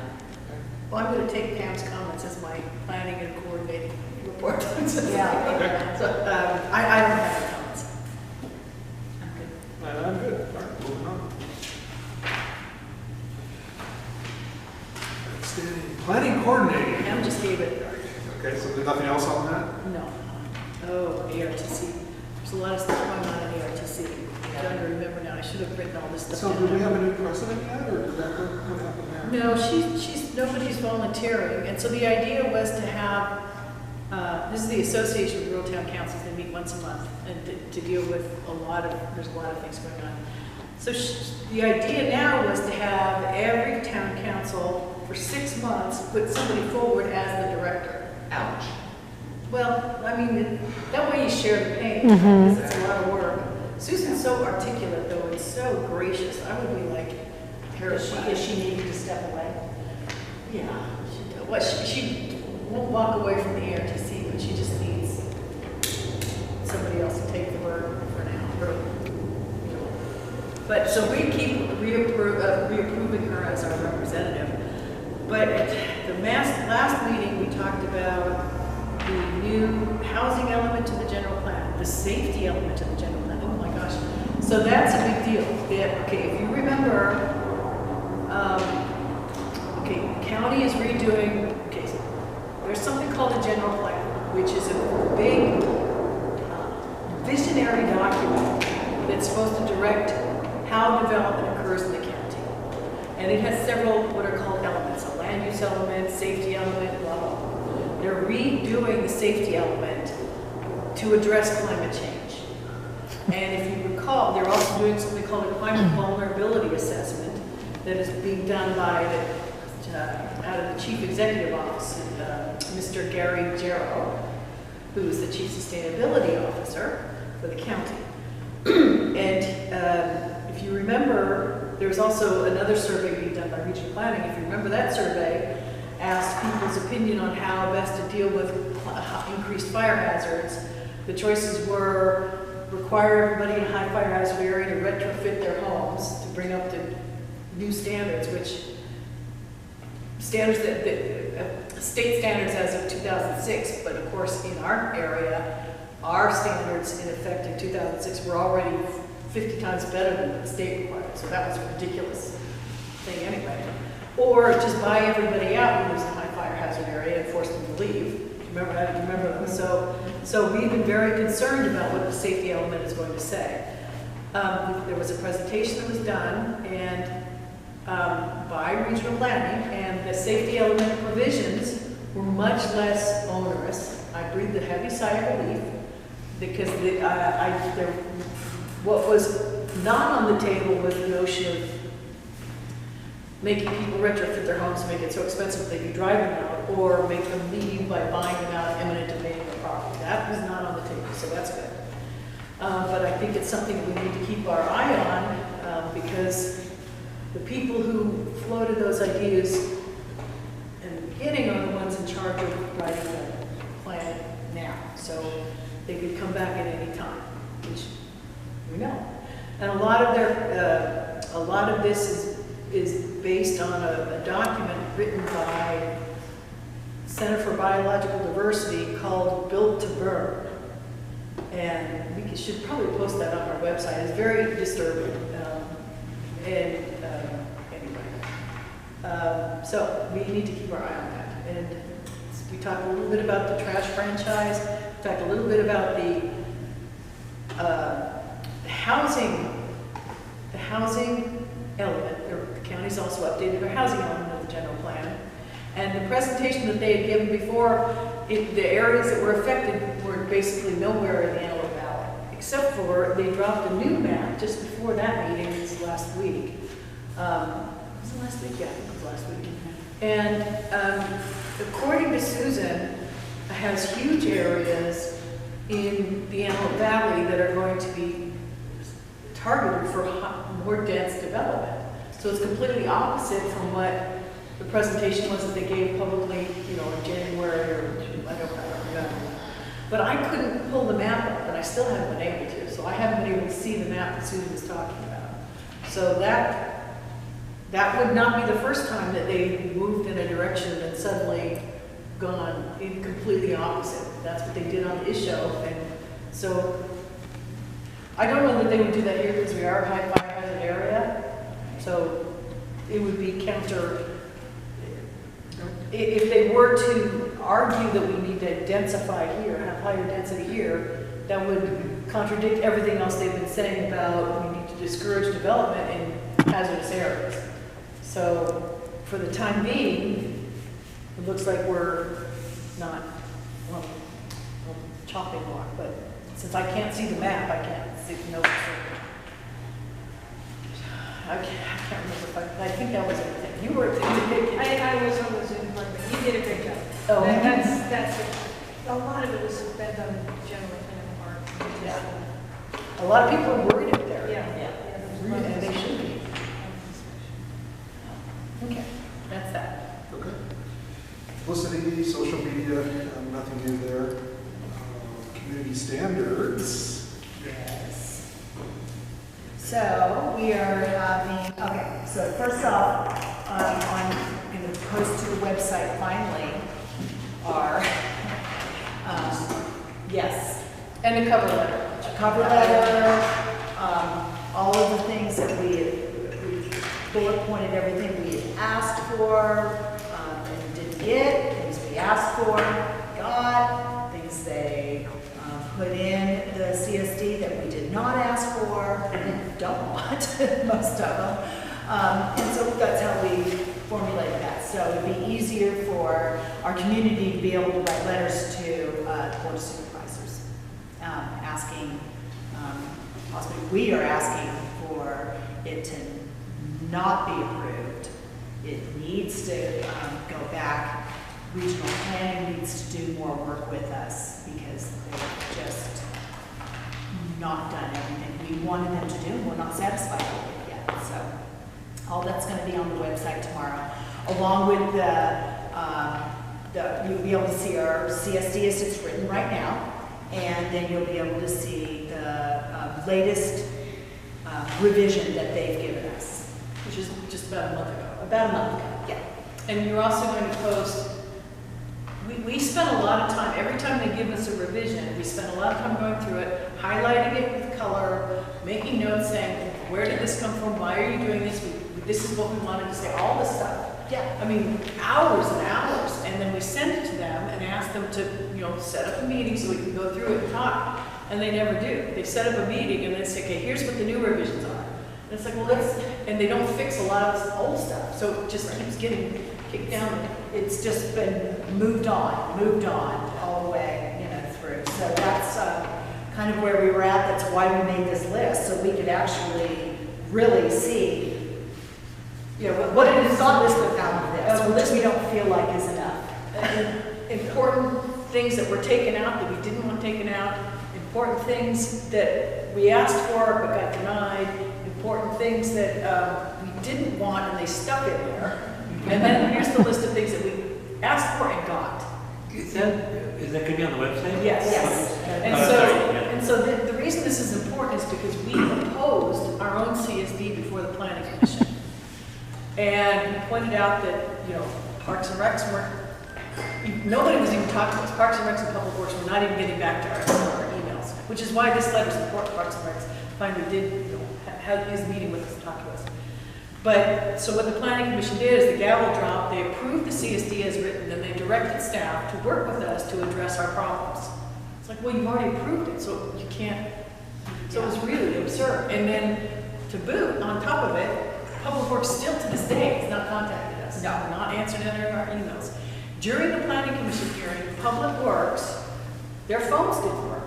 So they were there, we saw their names, we saw their faces, because it was all Zoom, but they couldn't talk, not one of them. Oh, no, because, yeah, it was like ridiculous. But we could, out here in this rural area. But we weren't allowed to, because we only had our. Well, if they can't talk, they can answer questions, right?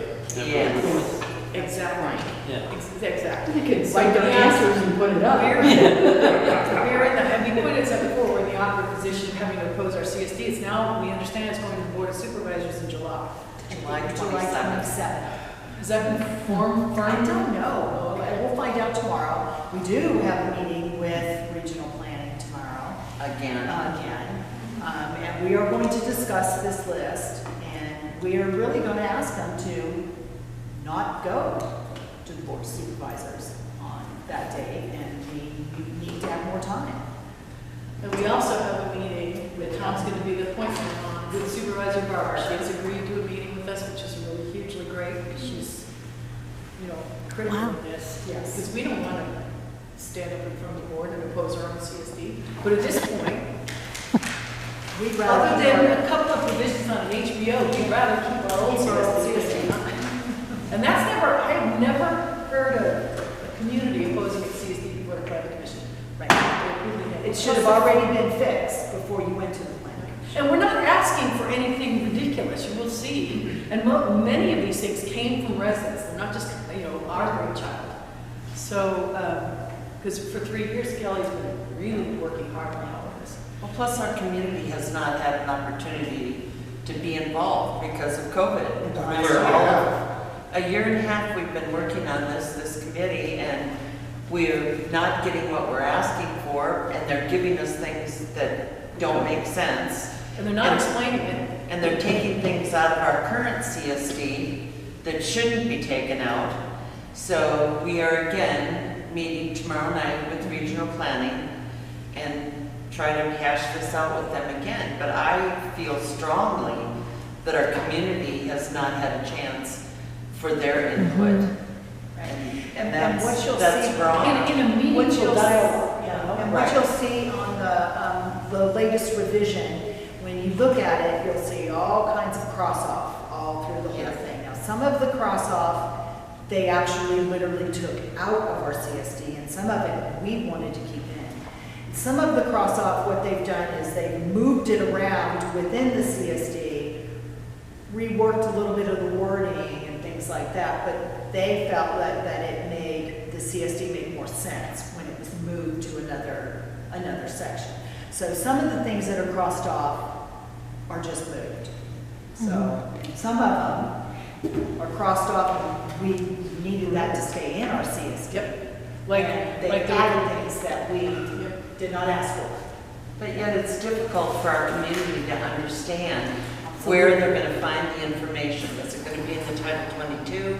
Where's it gonna be? And it's very confusing.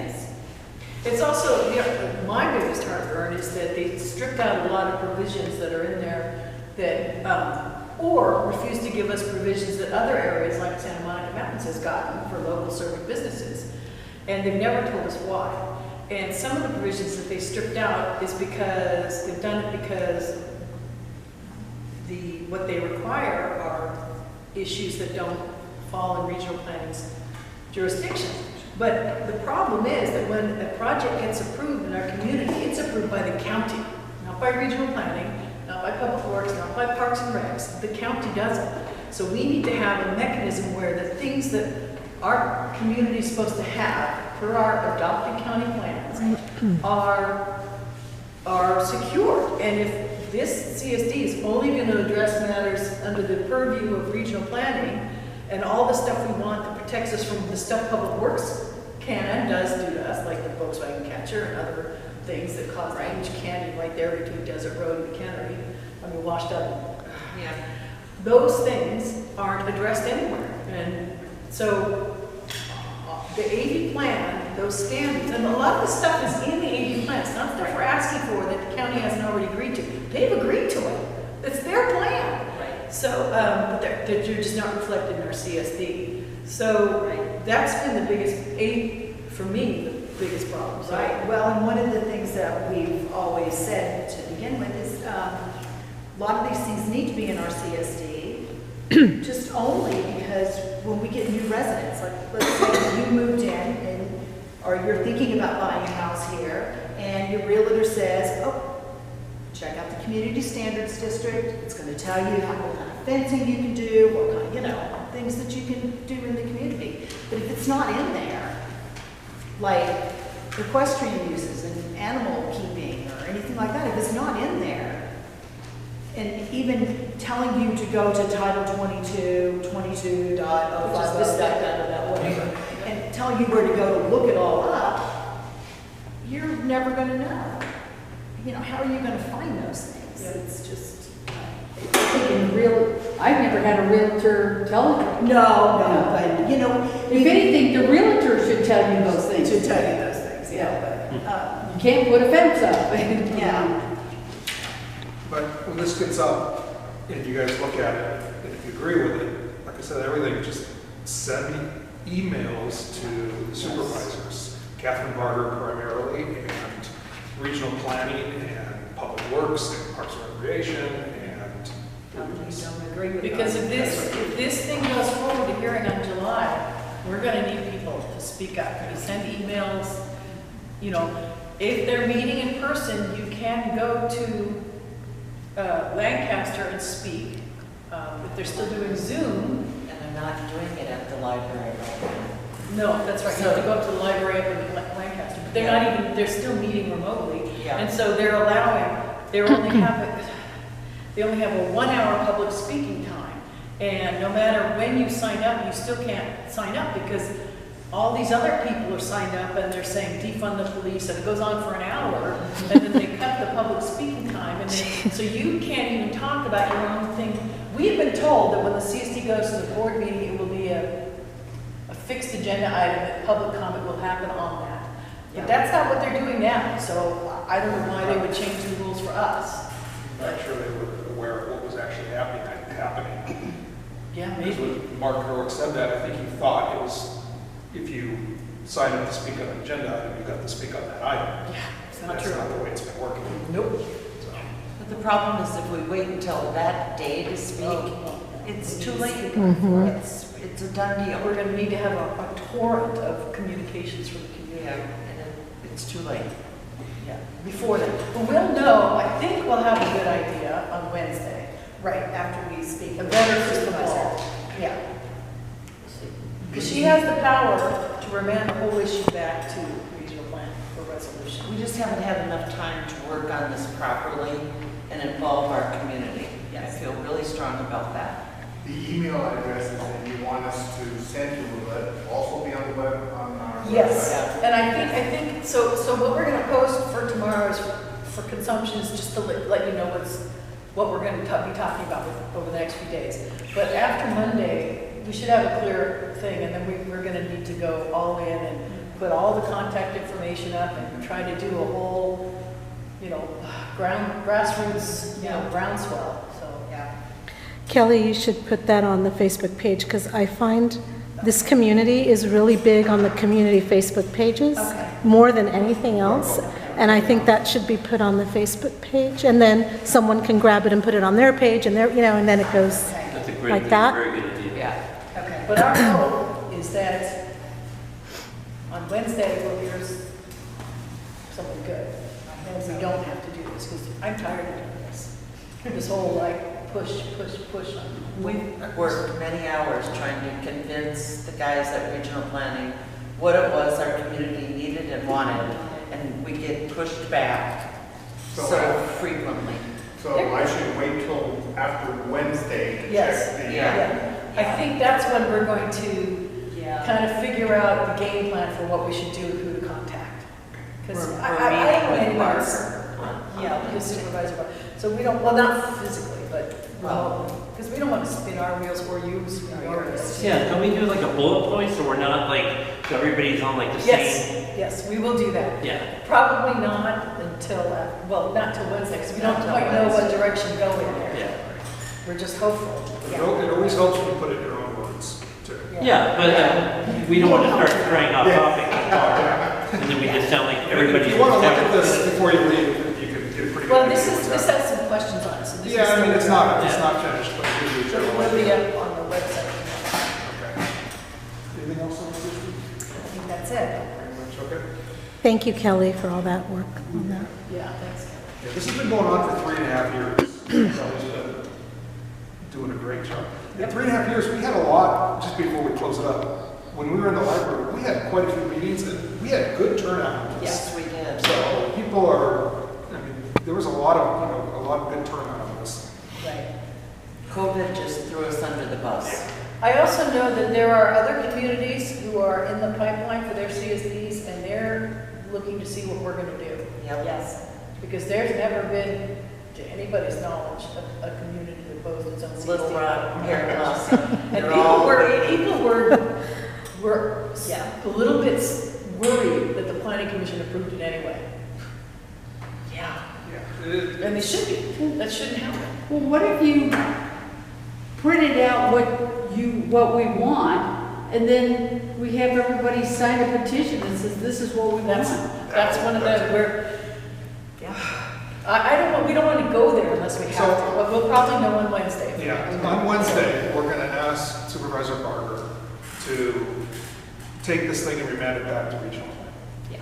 And if we can get that commitment from her, then we can continue working on this. And all that input's still important. Yes, But if that doesn't happen, then we need to do the petitions and all that. So, It's gonna send a strong message to regional planning and to Parks and Rec and yeah. Public Works that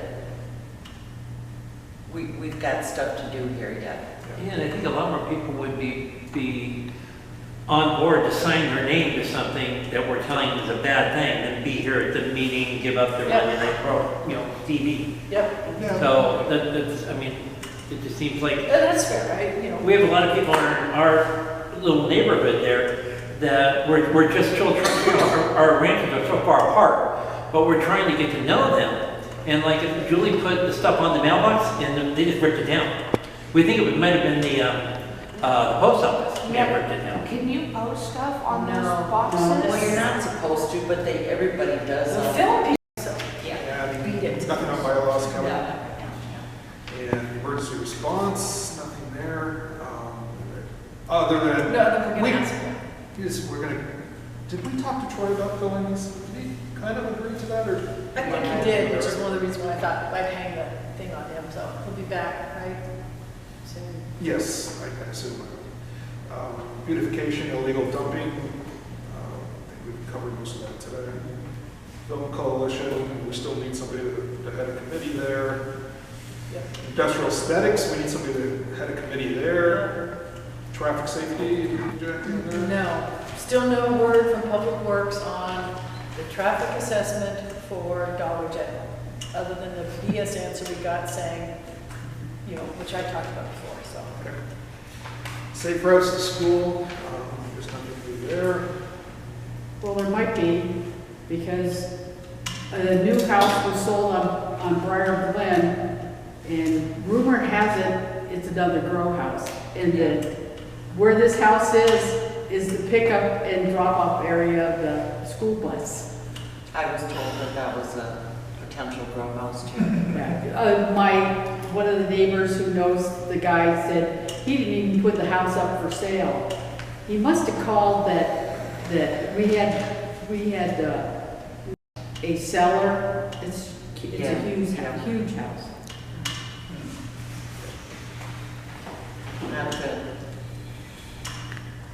So now we've got a triangle up there. High-speed rail plans. Oh, what do we know about the high-speed Oh, rail? the EIR is coming out in the fall. Yeah, I they've changed. thought it was closer to the end of the year, am I wrong on that? I thought it was the fall. I just know it's not the summer, so I was Yeah. thankful. The draft EIR was supposed to come out early spring. Yep. Then they changed it to summer, Yep. and now we've been notified the fall. Yep. So, what? High-speed rail. Yeah, high-speed rail. And as far as I know, the underground route through Acton is still on the table, and it's their preferred alignment. At least that's what I understand. Where was it gonna go? Well, there's several routes. Sierra Highway. The above ground is going to come out at Hypotenuse, go right over the intersection between Red Rover Mine Road and Sierra Highway, fly over the freeway and slam into the mountain at Ward Road. Yeah. Right within, like, with that, right near our high school. Yeah, a couple hundred yards of high school. Yeah. At 35 feet in the air. Oh, no. Over No, the no, it has to be 35 feet above the freeway. And that's already 35 feet above the, Yeah, way up in the air. yeah, so it's like, yeah, towering over. On the On monorail. Everybody wants a monorail, I right? wouldn't mind a monorail, they're quiet. I think down the freeway. We could get Homer Simpson to drive it too, right? Yeah, there you go. Good Simpsons reference. And the other route through the town Or is, Mickey Mouse. daylight's there, right there at, if you know where Foreston is, you're just near the substation. Substation out on the east side. Kind of takes out a bunch of homes in Foreston, like halfway down Foreston, because it's all gonna be in a trench there. And then slam into that mountain behind which is, what are those homes where Joyce lives? Sterling Sterling Ridge. Ridge, okay. And then it was gonna pop out of the mountain right there on the boundary of, well, Blum Ranch, the Blum Ranch property on the boundary of the forest.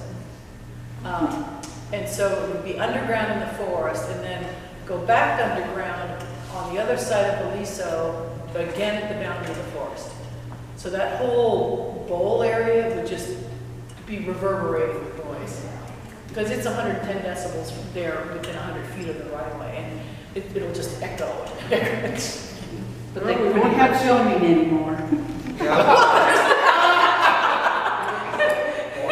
Oh my goodness, you're funny. Well, if they're gonna be down there, they won't be filming at Blum Ranch anymore. So we have been pushing hard.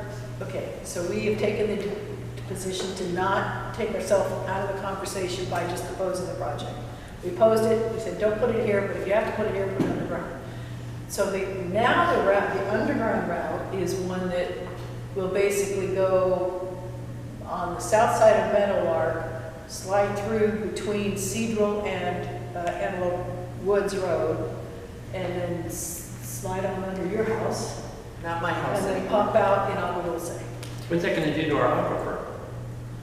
Well, it would be deeper than, in the areas where it's shallow, the people have county water. And where it's deeper, where people are on wells, the thought process is that they'll be below the wells. Because by driving it underground, what we asked was that they put it on the route they were already proposing, but drive it 200 or 300 feet deeper, which would make it less impactful to wells because it's deeper than what they're already proposing. In their route, what they want to do is just sort of skim along the surface, which means that in many places, like near Peaceful Valley and what's that, Acton Canyon, Yeah. in that it would be pretty shallow so that they can daylight and go over the freeway. So by having them underground it would be the thought was it would be much deeper and less impactful to wells. But then they move the route for the underground portion now. So we don't have enough detailed drawings to know where the route is underground when it's shallow and comfortable that it's on in places where the county water is. So I do know in that one area where they're going to daylight there, not daylight there, they're going to do a trench and dig the tubes towards Palmdale and towards Burbank from one spot there between Antelope Woods Road and Cedral. They're that vacant property just south of the freeway. Yeah. So I do know it's shallow there. It's only going to be 100 feet deep, but that whole area is on county water. So it's not as bad. But the folks up Heisey Ranch, up a hill, it's supposed to be going deeper there because they're supposed to drop another 100 feet, but it's still not going to be that deep. So it might have an impact over there. So That's right. no. Great. But, I mean, reality, I don't think anybody really knows what the impact's gonna be on the local wells. If No, we any. don't. It is true that most of the wells in our area are what they call using perched water, or it's not like an underground lake that it would, it's like water that's through just everywhere. So, and the way they build these tubes is they grind and then seal with concrete, so it's completely sealed. So it shouldn't affect the perched water deposits, or whatever you want to call it, the way, or the sandstone deposits, or the what do you call alluvial deposits, because they're everywhere. So unless the route literally takes out your well, your well tube, or whatever you call it. I'm not a well person. That's the thought process. I'm not saying that I agree with that. That's just what they're saying. So, and since we don't know where the route is, we don't know where the depths are, we don't have any of that data yet. Well, and that'll be, once it comes out, that'll be, we'll have a comment period to comment. Well, we hopefully will get more of that data soon, because Genoveva indicated in her email that they're going to be giving us, I think they're even going to do some public workshops, so we'll be able to see that like before the EIR comes out, because we only have 45 days when the EIR comes out, and those documents are this thick, so. Yeah. But we've done quite a bit of work on them to prepare too. Yeah. We've got more work to do, Yeah. for sure. Yep. Yep. We have any unfinished business? I hope not. Items for next agenda? Oh, I think that gentleman from Soledad, Mr. Liu, L-I-U, is probably, I offered him it tonight and in 2 weeks, and I thought he was coming tonight, but nobody's here from Soledad, the development of Soledad, the minor. What development are we talking about? I think it's somebody who improperly stripped their property, and the county did the right thing, put a notice of violation, and now they have to do a minor CUP, because they're supposed to revegetate unless they have, if they can't show that the property is being used for an agricultural or equestrian use. Because our CSD encourages preservation of native vegetation. Is that the one right across from right next to the freeway? It's up Soledad, I think it's off, I think it's on the Angeles Forest. right, isn't it, past Rovina? That big piece of property? No, I think it's up Angeles Forest Oh, Highway that? on the east end. I could be wrong, I don't. He has, and you know what, he sent some documents. I asked him for the revised application. So we should post those on the website. The application for brushing permit? Application for what? No, it's for the minor CUP. Oh, okay. Because a lot of times we get developers in saying, oh, I'm just doing this. And then when you actually, and then they show you some stuff, right? But then when you actually ask the county for the documents, it's quite a different and bigger project. And I'm not saying that's the situation here, but it's always good to see what they're saying, but also double check that that's what the county is reviewing and approving. Because when we write a letter of approval or whatever subject, it's not to the person, it's to the county. So we need to really know, Do we have any idea what the project is? I believe it's just a house, he's just got to fix, I believe so, I believe that they stripped too much vegetation, and without getting a grading permit, or you have to get a site plan now. When the CSD goes through, the site plans, they're gone. Yeah. That's one of the biggest problems, that the CSD, they stripped out the CSD provisions, I'm sorry, the site plan provisions in our CSD, which is bad, so. Anything else for next agenda? Yeah, yes.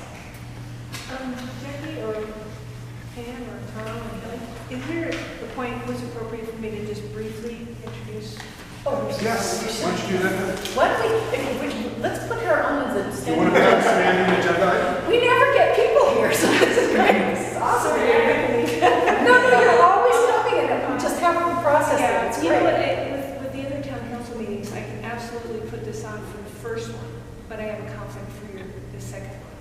Okay. For the first meeting of the month. Yeah. Okay, so first meeting. That's how we do it with the library report. That's only on the first Yeah, of the we'll month. put you on as a standing item and we'll get you up front. I'm sorry. we should Okay, have no, done that. that's right, I just didn't know when it was appropriate. So is this a good time? Yeah, absolutely. Okay, so hi, everybody. I am Jackie Owens with Congressman Mike Garcia's office, and I'm in the Palmdale office stand. I know I'm not in a room full, but I have everyone see me. I'm in the Palmdale office for the congressman, and adjourn this meeting?